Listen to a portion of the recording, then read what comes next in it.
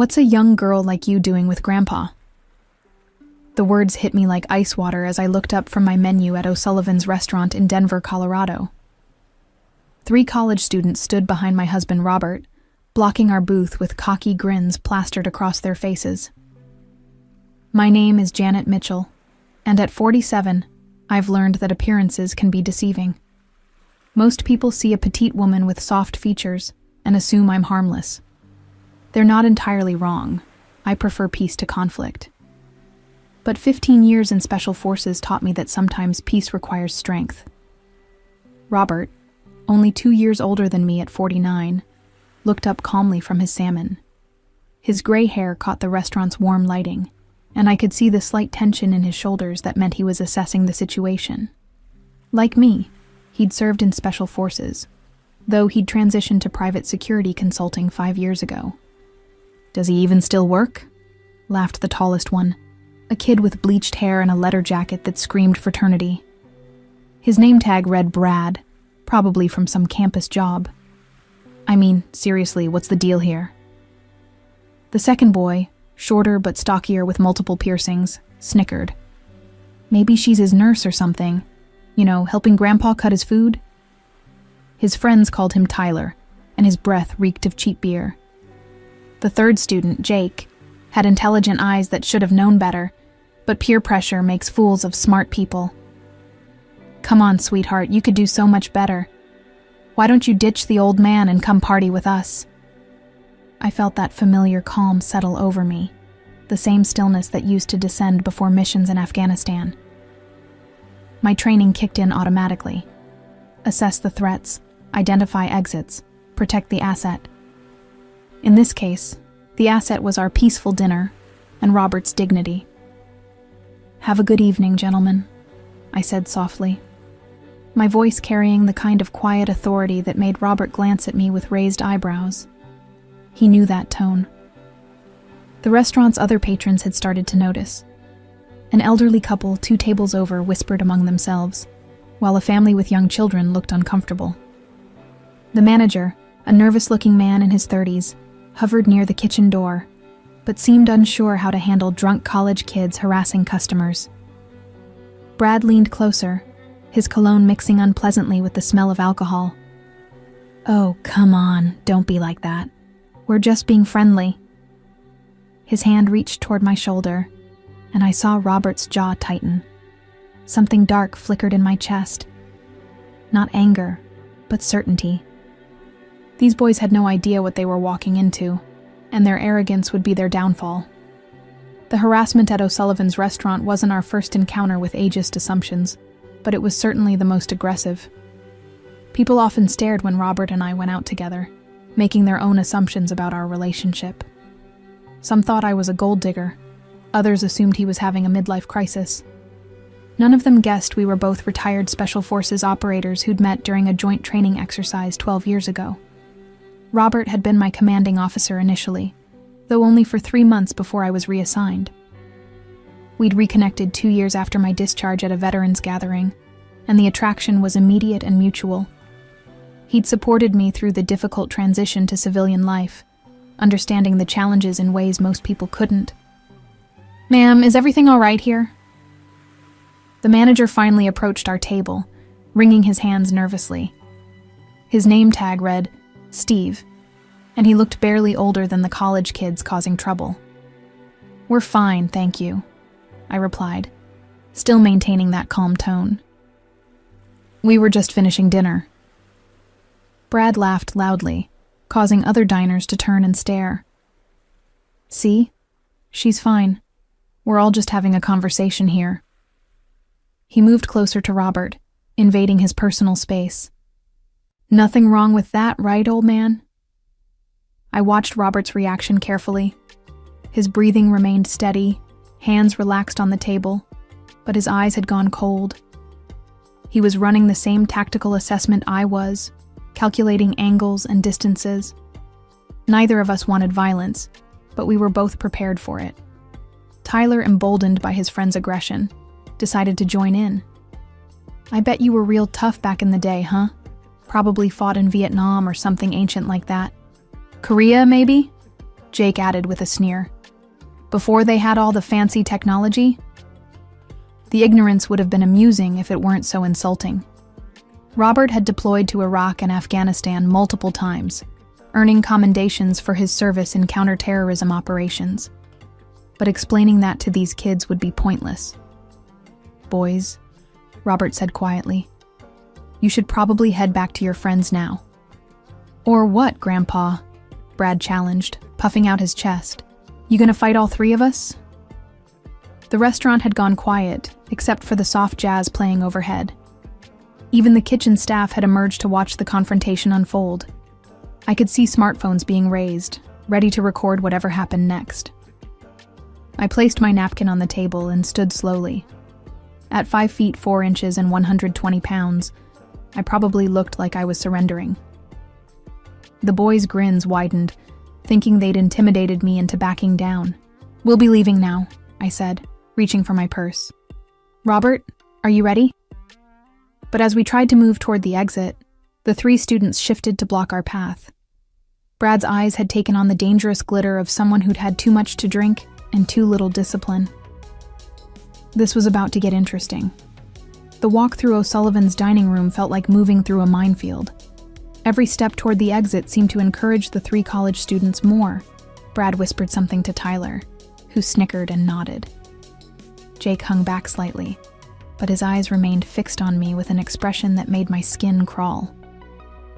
Excuse me, Robert said politely as we reached the narrow space between tables where the boys had positioned themselves. Nah, I don't think so, Brad replied, crossing his arms. Your girlfriend and I weren't finished talking. The word girlfriend dripped with such disdain that several nearby diners gasped audibly. An older woman at the bar shook her head in disgust, while a middle-aged man started to rise from his seat before his wife pulled him back down. She's my wife, Robert said calmly, but I caught the edge in his voice that meant his patience was wearing thin. Tyler made an exaggerated, shocked face. Wife? Dude, that's even worse. What's next? Dentures in a glass by the bedside table? The cruelty of youth combined with alcohol created a toxic mixture. These boys thought they were clever, but they had no idea they were poking a sleeping dragon. I'd faced Taliban fighters with more sense and better manners. We don't want any trouble, I said, keeping my voice gentle but firm. We just want to leave. See, that's the problem, Jake chimed in, apparently finding his courage. We're not ready for you to leave. We're having such a good conversation. Brad stepped closer to Robert, close enough that their chests almost touched. My husband didn't back down, but he also didn't escalate. He was giving them every opportunity to walk away with their dignity intact. You know what I think? Brad said, loud enough for half the restaurant to hear. I think this pretty little thing needs to be with someone who can show her a good time. Someone who doesn't need pills to get the job done. The insult hung in the air like a slap. Robert's face flushed, not with embarrassment, but with controlled anger. I could see his hands clench slightly before he forced them to relax. That's when I made my decision. These boys wanted a reaction, wanted to humiliate us publicly for their own entertainment. They thought they were safe, because I looked harmless, and Robert looked old. They had no idea that between the two of us, we had over 25 years of specialized military training.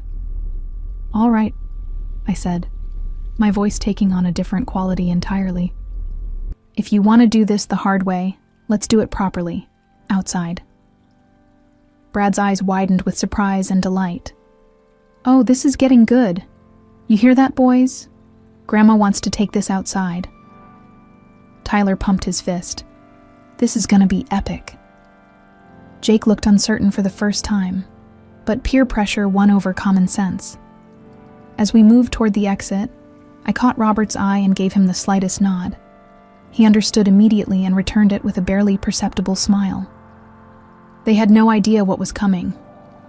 The Denver evening air was crisp as we stepped into O'Sullivan's parking lot, the setting sun casting long shadows between the cars.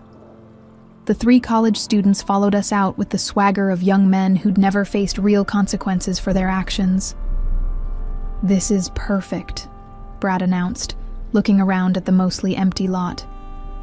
No audience except the security cameras, and honestly, who's gonna believe this anyway? Tyler was already pulling out his phone. "Dude, we have to record this. 3 college guys versus Grandpa and his sugar baby? This is gonna go viral." I shrugged off my light cardigan and folded it carefully, placing it on the hood of Robert's truck. The simple action revealed my toned arms and shoulders, evidence of years of physical training that I'd never stopped maintaining. The boys were too drunk and arrogant to notice the warning signs. "Last chance to walk away," Robert said quietly, positioning himself where he could watch all 3 students while staying out of my way. "No harm done, no hard feelings." "Oh, come on, old man," Jake called out, emboldened by his friend's laughter. "You really gonna let your wife fight your battles for you? That's embarrassing even by your standards." I took a deep breath, centering myself the way my instructors had taught me 15 years ago.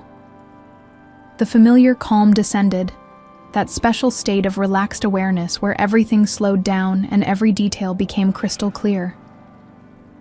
"All right," I said, rolling my shoulders to loosen them. "Do you want me? Let's do it. One idiot at a time." The way I said it, with complete confidence and no trace of fear, finally penetrated Brad's alcohol-soaked consciousness.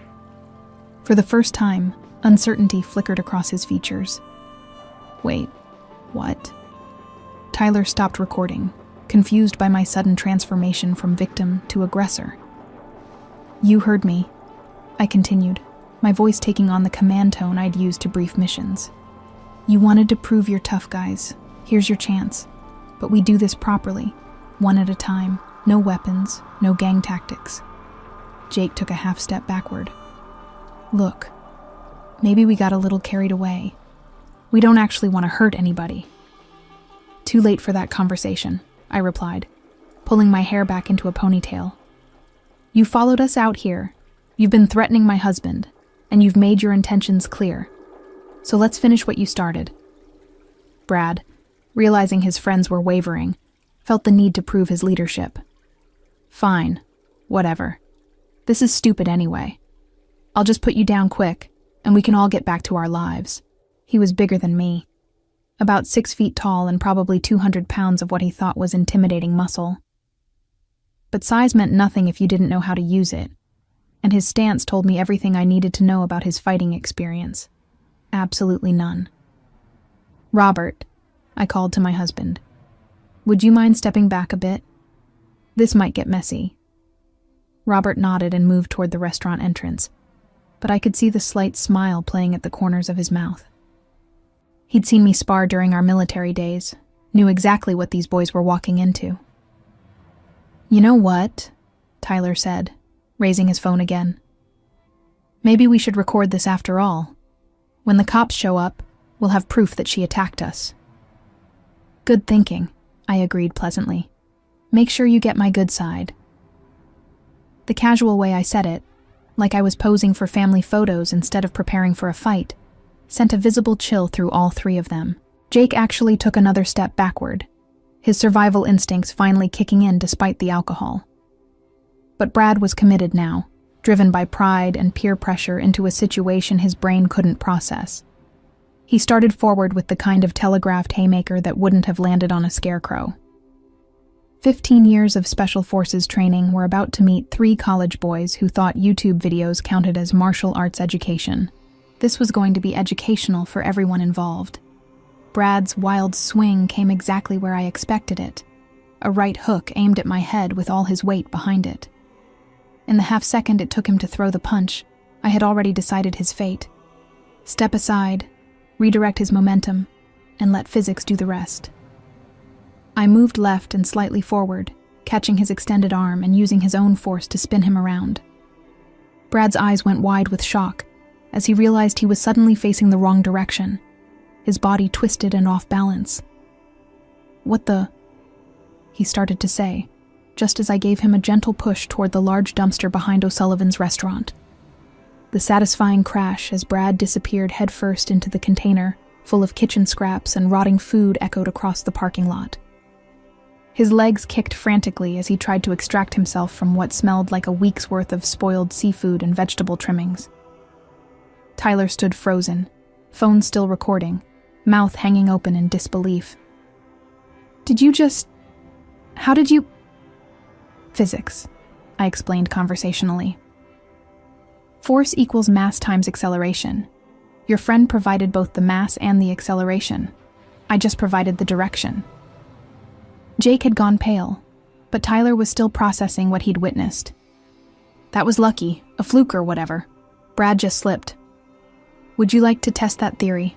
I asked, turning to face him fully. Tyler was shorter than Brad, but stockier, with the kind of build that suggested he thought muscles alone made someone dangerous. He set his phone on the hood of a nearby car and flexed his shoulders, trying to intimidate me. I do CrossFit, he announced, as if that explained something important. That's nice, I replied. I do combat. He charged with more technique than Brad had shown, keeping his guard up and aiming for a tackle rather than a wild punch. But technique learned in a gym was no match for training earned in life-or-death situations. As Tyler reached for me, I sidestepped and grabbed his belt, using his forward momentum to help him continue his journey toward the ground. But instead of just letting him fall, I guided his trajectory toward the decorative fountain that sat in the restaurant's outdoor seating area. The splash was tremendous. Tyler surfaced sputtering and thrashing, his tough guy persona dissolving along with his hair gel.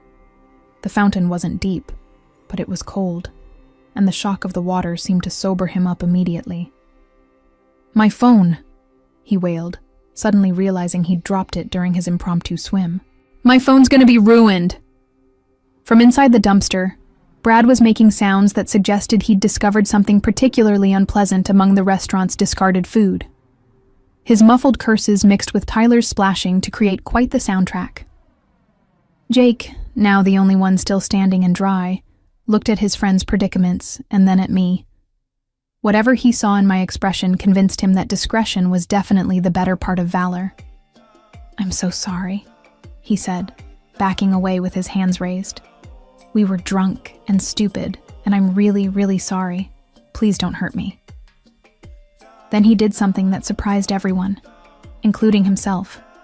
He started crying, not just tearing up, but full-blown sobbing as the alcohol, adrenaline, and embarrassment all hit him at once.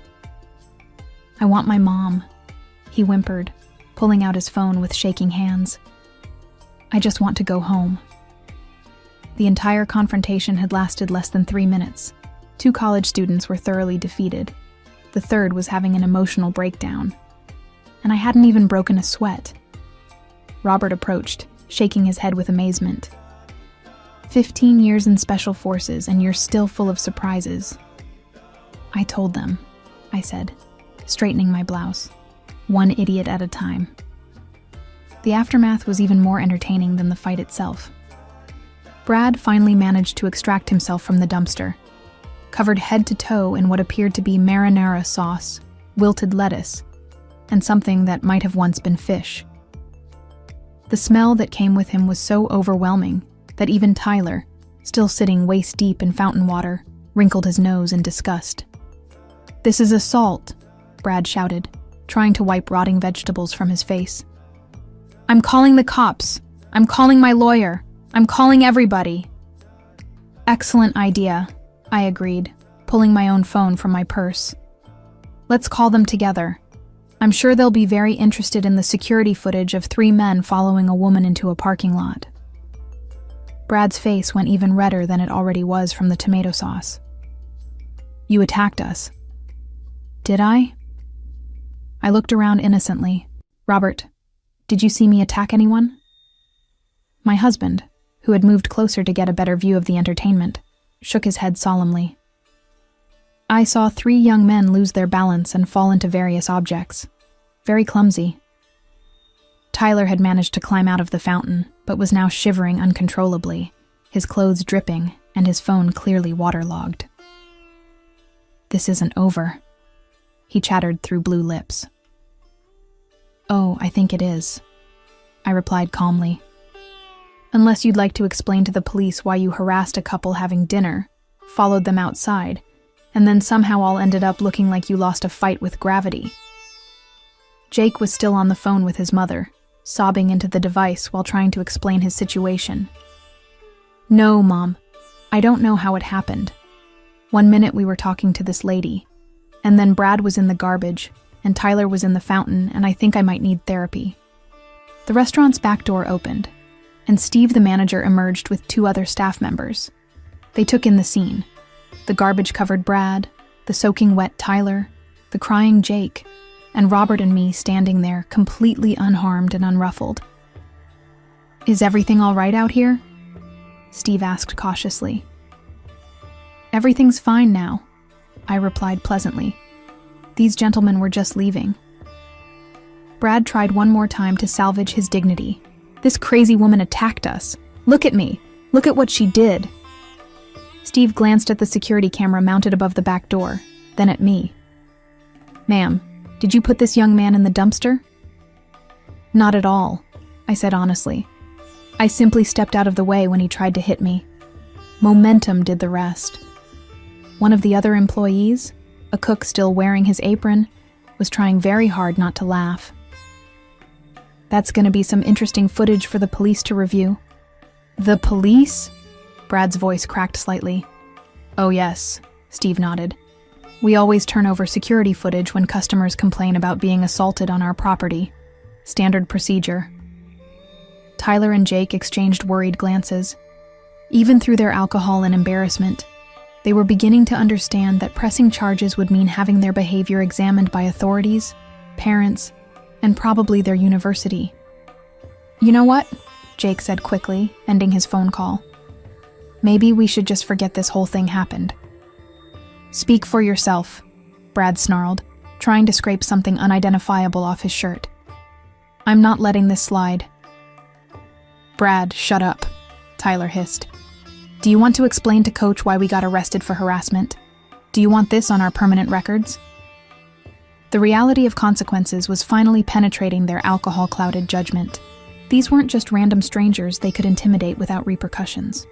This was real life, with real cameras and real police who would ask real questions about why 3 college men had cornered a middle-aged couple. The fight was over, but the humiliation was just beginning. The perfect ending to the evening came when Jake's mother arrived in a Honda Civic that had seen better days. She was a small, tired-looking woman in scrubs who took one look at her son's tear-streaked face and the general chaos of the parking lot and immediately understood that her boy had been up to no good. "Jacob Michael Thompson," she said in the voice that mothers everywhere use when their children have disappointed them spectacularly. "What on earth have you done?" Jake tried to explain through his sniffles, but the story made no sense even to him. "We were just talking to this lady, and then everything went crazy, and Brad fell in the garbage, and Tyler fell in the fountain, and she didn't even do anything, but somehow it's all our fault." His mother's gaze swept over the scene. Brad still picking lettuce out of his hair, Tyler shivering in his wet clothes, and me standing there looking like I'd just finished a pleasant evening stroll. "Ma'am," she said, turning to me with obvious embarrassment. "I am so sorry for whatever my son and his friends put you through. This is not how I raised him." "I understand completely," I replied gently. "Boys sometimes make poor choices when they're drinking. I'm sure he's learned from this experience." Jake nodded frantically. "I have, Mom. I really, really have." Brad's ride arrived next. A lifted truck driven by someone who was clearly his father, judging by the identical scowl. The man took one look at his garbage-covered son and shook his head in disgust. "Get in the back," he growled. "You're not sitting on my seats like that." Tyler's pickup came last, driven by what appeared to be his older brother, who couldn't stop laughing at Tyler's soggy appearance. "Dude, you smell like fountain water and shame," the brother chuckled. This is definitely going on social media. As the various vehicles pulled away with their humiliated cargo, Robert and I stood alone in the parking lot, watching the taillights disappear into the Denver night. The security camera above us continued its silent vigil, having recorded everything for posterity. "Well," Robert said, putting his arm around my shoulders, "that was more excitement than I expected from dinner." "I tried to handle it peacefully," I replied, leaning into his warmth. "They chose escalation." Steve approached us one final time, still looking somewhat stunned by what he'd witnessed. "Ma'am, I have to ask, where did you learn to do that?" 15 years Special Forces, I said simply. "Turns out the training sticks with you." His eyes widened with new respect. "I had no idea. Those boys had no idea what they were messing with." "That's the point," Robert added with a smile. "The best warriors are the ones who don't look like warriors." "Your meals are on the house tonight," Steve said immediately. "And if you ever want to come back, we'll make sure you get our best table." As we walked to Robert's truck, I noticed my cardigan still folded neatly on the hood where I'd left it. I put it back on, transforming once again from tactical operator to suburban wife out for dinner. "You know," Robert said as he started the engine, "I was ready to step in if things got too serious." "I know," I replied, reaching over to squeeze his hand. But it felt good to handle it myself. The drive home was peaceful, a comfortable silence between us that spoke of years together and complete trust. The radio played soft country music, and the city lights of Denver twinkled around us like stars. When we arrived at our quiet suburban home, Robert pulled me close as we walked up the front steps. "Have I mentioned lately that I am incredibly proud to be your husband?" he murmured against my ear. "Show me," I whispered back. And he did. We spent a wonderful night together, celebrating not just our love, but the quiet strength that comes from knowing exactly who you are and what you're capable of when the situation demands it. The 3 college students found themselves dealing with consequences that extended far beyond their embarrassing defeats in O'Sullivan's parking lot. The security footage, as promised, was reviewed by police when Brad initially tried to file assault charges, but the video clearly showed him throwing the first punch while Janet acted purely in self-defense. When the footage inevitably leaked online, it went viral under hashtags like Instant Karma and Wrong Woman, turning the 3 into internet laughingstock, as thousands of people watched them being systematically outmaneuvered by a middle-aged woman without her ever throwing a punch. Their university's disciplinary committee took a dim view of students harassing civilians and potentially damaging the school's reputation, resulting in academic probation and mandatory sensitivity training. Their families were mortified, their friends mocked them relentlessly, and their dating lives became non-existent as word spread throughout the campus about their spectacular failure to intimidate a woman less than half their combined size. As I looked back on that evening, I realized that sometimes the most important lessons come not from seeking confrontation, but from being prepared when confrontation finds you, and knowing that true strength lies not in dominating others, but in protecting what matters most with precisely the right amount of force.